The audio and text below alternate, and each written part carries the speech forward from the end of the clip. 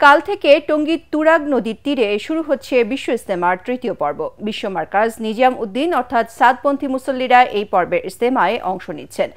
দিল্লি বিশ্ব মার্কাজ থেকে মাওলানা আব্দুল সাত্তারের জিম্মাদারিতে ৪২ সদস্যের একটি জামাত গতরাতে ইজতেমা ময়দানে এসেছেন।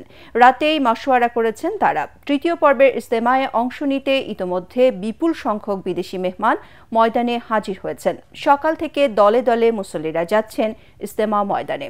গত দুই পর্বের মতোই এবারও ইজতেমা ময়দানে নিরাপত্তা জোরদার করেছে আইনশৃঙ্খলা বাহিনী।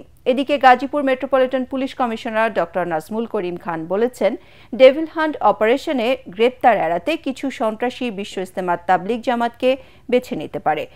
এমন কাউকে যদি পাওয়া যায় তাহলে তাকে পুলিশের কাছে হস্তান্তর করার জন্য তাবলিগ জামাতের মুরব্বীদের অনুরোধ করেন তিনি। এছাড়া ইজতেমা চলাকালীন সময়ে সকল প্রকার যানবাহন চালু থাকবে বলেও জানান পুলিশ কমিশনার। কিছু সংখ্যক সন্ত্রাসী গ্রেপ্তার এড়ানোর জন্য এই তাবলিগ জামাতকে ব্যবহার করতে পারে। আমি তাবলিগ জামাতের মুরব্বী ভাইদেরকে অনুরোধ রাখবো, আপনারা আপনাদের লোকদেরকে চিনেন।